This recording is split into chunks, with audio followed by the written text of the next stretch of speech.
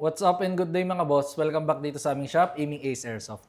Date today is June 23, 2026. So meron tayong, 6 units to na for shipping, isang rifle, tsaka 5 na pistols.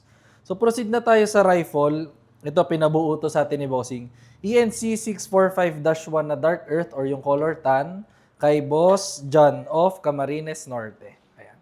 So ito yung pinabuo sa atin ni Bossing. So, nag-avail si Bossing nitong accessories niyang kinuha is itong suppressor. Ayan. Then, ito multi-reticle na red dot. Tsaka extra magazine. Ayan. So, ito yung Daniel Defense na PDW. So, guys, ang maganda dito sa red dot na to, so multi-reticle siya. Kaya multi-reticle ang tawag, madami siyang reticles. So, pwedeng red dot lang or pwedeng yung pa-cross, pwedeng hollow sight. Ayan, nandito lang yung adjustment niya. Ayan. So, madami siyang depende sa inyo kung ano yung magustuhan nyo or yung prefer nyo. Yan, guys. So, itong red dot natin na to, medyo budget meal lang yan.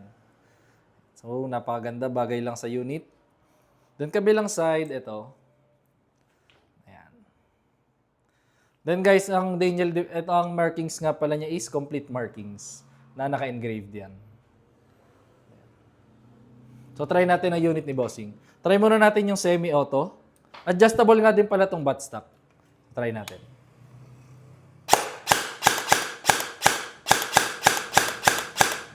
Full auto guys, ito lang yung selector. Then make sure na burst fire lang or 1 second burst lang. So wag nyo sobrang papakatagalan yung hold sa trigger kasi syempre mas stress yung unit, mas possible siyang masira kagad. So try natin.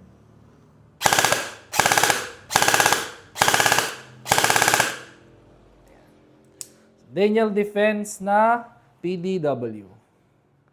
So guys, pansin nyo naman tumahimik siya. Kasi naka-loud dinner siya from out of the box. So nilagyan ni Bossing ng suppressor. So proceed na tayo sa pistols. First pistol is EMG John Wick 4 na Pit Viper kay Boss Kisel of San Carlos, Pangasinan. So ito yung unit ni Bossing, isa sa pinaka high-end na John Wick. So wait lang pala, pakita ko lang sa inyo yung included sa box niya. So, ang ganda ng box niya, oh. Para na rin siyang hard case. Hindi siya basta basta box lang. Meron siyang kasamang license card. Guys, kapag EMG na John Wick, automatic meron siyang kasamang license card. Ayan. So, card talaga siya, hindi siya papel lang. Kabilang side ito. Ayan. So, license siya under EMG and Taran Tactical. So, pakita ko na sa inyo yung unit. EMG John Wick 4 na Pit Viper. So full metal ang slide, metal ang lower frame. Then sa magwell niya may marking siya ng TTI dyan sa likod. Kapag John Wick 4 guys, naka-compensator siya. So kung mapapansin nyo, ayan. So naka-compensator.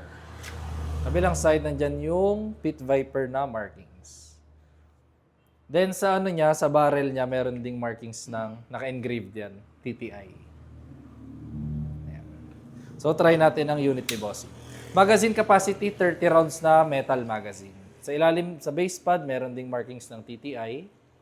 Ayan. So, napakaganda ng John Wick. Ng EMG na John Wick.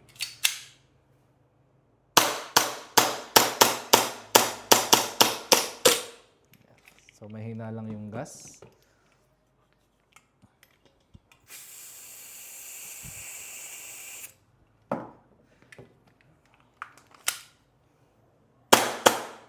Slide lang.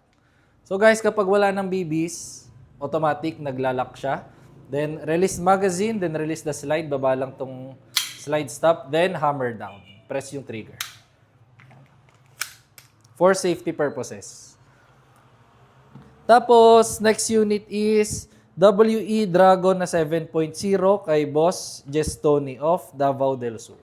So guys, itong Dragon, ito yung pinakamahaba nating pistol. Ito rin yung pinakamalakas na pistol. So kapag, FPS nito is around 400 FPS.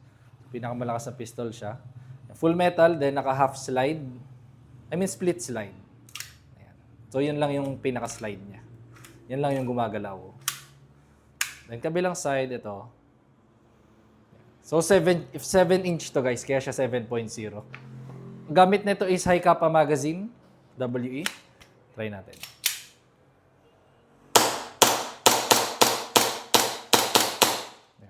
Slide lang. So, solid yung blowback, guys. Tapos, next unit is Double Bell 795-1. Ito, bale, dalawang unit to na 795-1.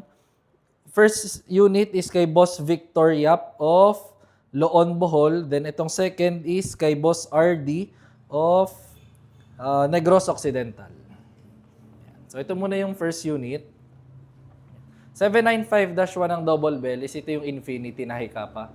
So guys, kapag yung may dash 1, yun yung color silver. Kapag 795 lang is yung color gold. So 2 colors na meron siya, gold and silver. Kabilang side ito. Hikapa magazine din. So, try natin.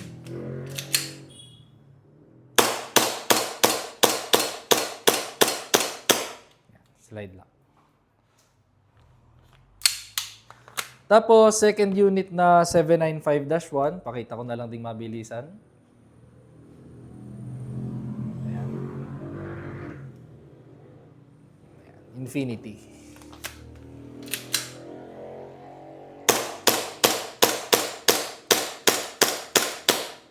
Slide lang.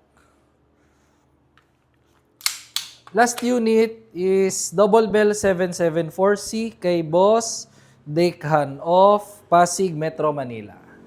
774C, ito yung Glock 18C. So kapag Glock 18 guys, meron siyang semi and full auto. Ito yung selector niya. Kapag nakataas, semi-auto. Pag nakababa is full auto. So try muna natin yung semi-auto.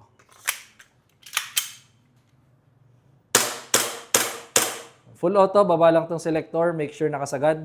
Then burst fire lang or pitik-pitik lang. Slide lang. Release magazine. Then, pag locks guys, pwedeng hatakin na lang yung slide. Then, hammer down. Tapos, ibalik lagi ng semi. Yan. Palaging ugaliin nyo ibalik ng semi-auto.